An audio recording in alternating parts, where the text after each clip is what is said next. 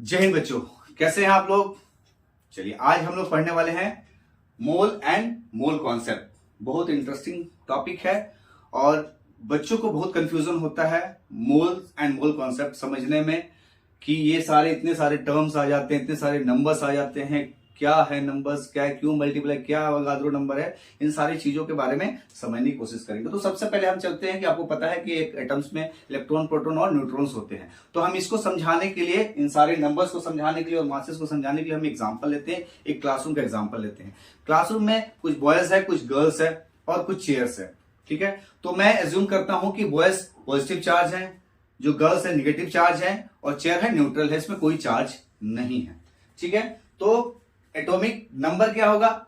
Atomic number, number of boys, कितने boys हैं, कितने पॉजिटिव चार्ज हैं, वो एटॉमिक नंबर है। मैंने यहाँ पे एटॉमिक नंबर में नंबर ऑफ प्रोटॉन्स लिया, नंबर ऑफ इलेक्ट्रॉन्स क्यों नहीं लिया? नंबर ऑफ इलेक्ट्रॉन्स अगर आपको लेना है तो आप ले सकते हैं, लेकिन आपको ये डिफाइन करना पड़ेगा कि वो एटम्स या मोलिक्यूल्स कैटायन है एनायन है। क्योंकि क्या, जब भी कैटायंस एंड एनायंस बनते हैं एटम्स या मोलिक्यूल्स, तो वो क्या करते हैं, अपने इलेक्ट्रॉन को लूज करते हैं, गेन करते हैं, जिसके कारण से हम एटॉमिक नंबर को डिफाइन करने के लिए हमें परेशानी होगी उस समय, क्योंकि इलेक्ट्रॉन्स वेरी करते रहते हैं नंबर्स। तो इसलिए हमने लिया नंबर ऑफ प्रोटॉन्स। अब आते हैं मास नंबर पे। मास नंबर क्या होता है? उस क्लासरूम में जितने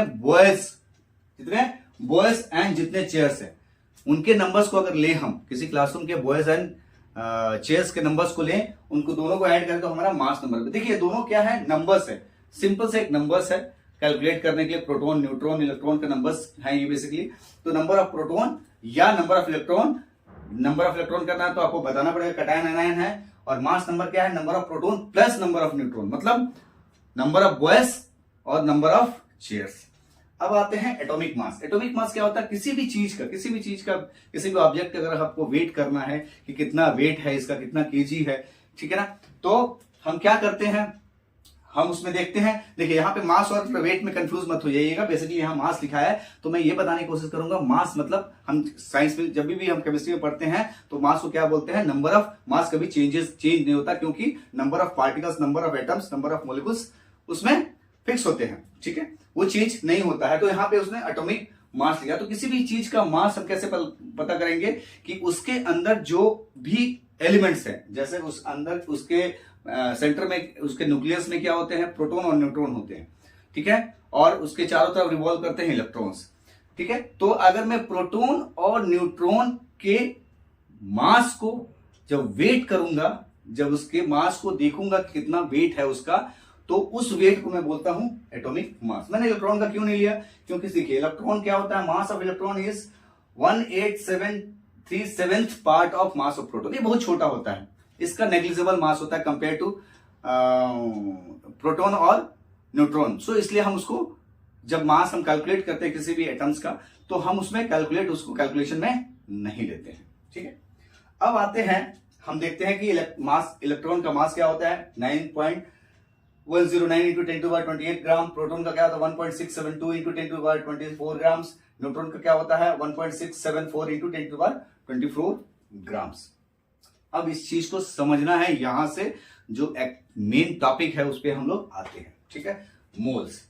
देखिए यहां पे मैं एक चीज को समझाने के लिए थोड़ा सा आपको इस बार एग्जांपल दूंगा। जैसे हमारे पास हाइड्रोजन के 3 आइसोटोप्स होते हैं। क्या क्या होते हैं? प्रोटियम, जिसको हम हाइड्रोजन बोलते हैं, ड्यूटोरियम होता है और एक ट्रिटियम होता है। ठीक है, तो प्रोटोनियम या हाइड्रोजन में क्या होता है? एक इलेक्ट्रॉन्स होते हैं, एक प्रोटॉन्स होते हैं। यहाँ पे न्यूट्रॉन्स नहीं होते। मतलब एक लड़का, एक क्लासरूम में एक लड़की, एक लड़का, कोई चेयर नहीं है। एक लड़की, एक लड़का और कोई चेयर नहीं है। ठीक है, उसके बाद हम उसको लिखते हैं, यहाँ पे एटॉमिक नंबर लिखते हैं और यहाँ पे मास नंबर लिखते हैं। ठीक है, उसके बाद ड्यूटोरियम होता है। ड्यूटोरियम में क्या होता है? एक इलेक्ट्रॉन्स, एक प्रोटॉन्स और एक न्यूट्रॉन्स। मतलब एक क्लासरूम में एक लड़का, एक लड़की और एक चेयर। ठीक है, ठीक है, उसके बाद थर्ड आता है आइसोटोप आता है ट्रिटियम आता है, जिसमें एक इलेक्ट्रॉन, एक प्रोटॉन और 2 न्यूट्रॉन होते हैं। मतलब एक लड़का, एक लड़की, 2 चेयर, दोनों आराम से बैठ गए हैं। ठीक है, अब आते हैं वापस इस एटॉमिक मास पे आते हैं। ठीक है, अब आप देखो यहां पे इलेक्ट्रॉन, प्रोटॉन और न्यूट्रॉन, इनका वेट कितना कम है, कितना मास कम है। ठीक है ना, कितना कम है इनका? 9.109 इंटू 10⁻28। मतलब अगर हम डिनोमिनेटर में जाएंगे तो 0.00028 तक हमको जाना पड़ेगा। ठीक है, तो इस चीज को तो हम इतना छोटे मॉलिक्यूल जो आइटम्स होते हैं उनके वेट जो होता है उसको कैसे पता चलेगा, कितना मास है इसके अंदर, कैसे पता चलेंगे।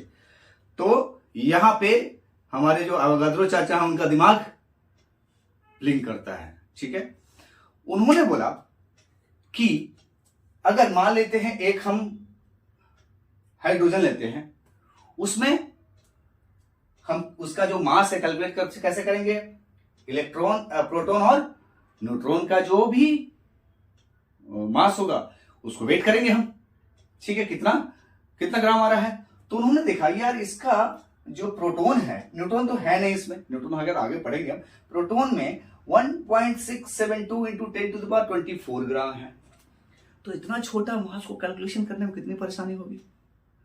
तो उन्होंने दिमाग लगाया, बोला यार क्यों ना एक ऐसा नंबर मैं लेके आऊं, क्यों ना एक ऐसा नंबर लेके आऊं, उस नंबर से अगर मैं इसके नंबर्स को, देखिए यहां पे कोई मैं किसी ग्राम और किसी एटम्स मॉलिक्यूल्स नंबर्स की बात नहीं कर, केवल सिंपल सा नंबर बोलूं। उन्होंने सोचा कि क्यों ना एक ऐसा नंबर लेके आऊं और मैं उस नंबर को इससे मल्टीप्लाई करूं, वो 1 बन जाए, 1 के बराबर हो जाए, ताकि मुझे कंपेयर करने में आसानी होगी। अब एक थैले में बहुत सारे मैंने एटम्स डाल दिए और उसको बोलो कि ये एक रेफरेंस डाल दिया कि ये 1 ग्राम के बराबर है, 1 ग्राम के बराबर, तो इजी हो गया। अब वही मैं छोटा छोटा इतना ग्राम तो आपको बोलने में परेशानी, 10⁻24 ग्राम, इतना छोटा ग्राम है, उसको कैसे कंपेयर करोगे। तो अवोगाद्रो चाचा ने अपना दिमाग लगाया और एक नंबर दिया, जिस नंबर को बोलते हैं अवोगाद्रो नंबर। ठीक है, अब उसको कैसे इन्होंने यूज किया, कैसे इंटरप्रेट किया, उसको मैं बताऊंगा। उन्होंने एक नंबर दिया 6.022 इंटू 10⁻23। तो हम सभी जानते हैं अवोगाद्रो नंबर है, अवोगाद्रो नंबर है।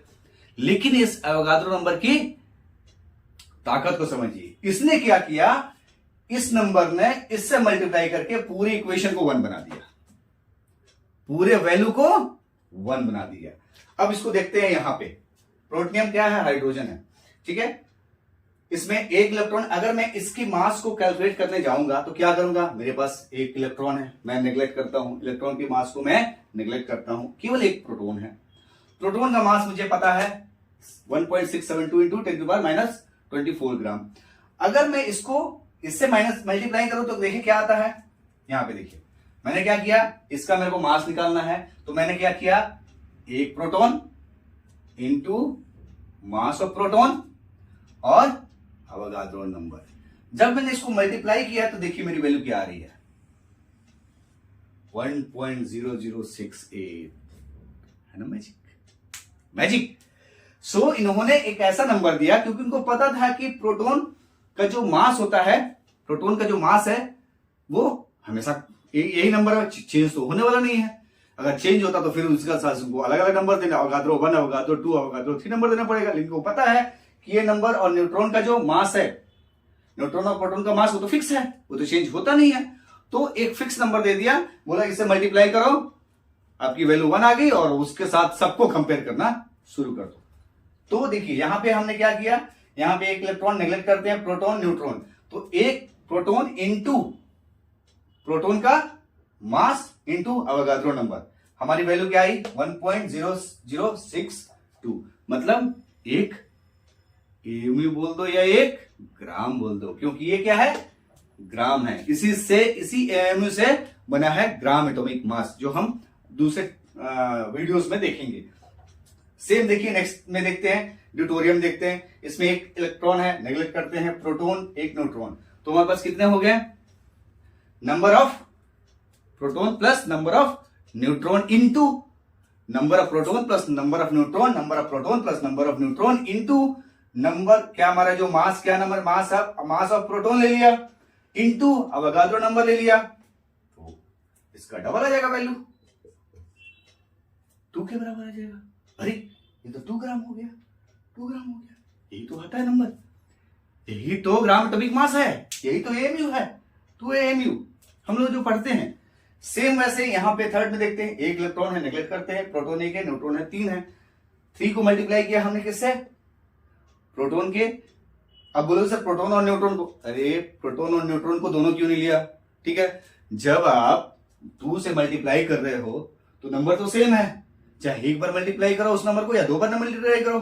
तो मैंने 2 तो ले लिया यहाँ पे, एक प्रोटॉन एक न्यूट्रॉन, मतलब एक बार प्रोटॉन से मल्टीप्लाई किया, एक बार न्यूट्रॉन से मल्टीप्लाई किया, इसलिए मैंने 2 ले लिया, इसलिए एक ही नंबर, इसी नंबर को एक ही बार लिखा मैंने, ठीक है।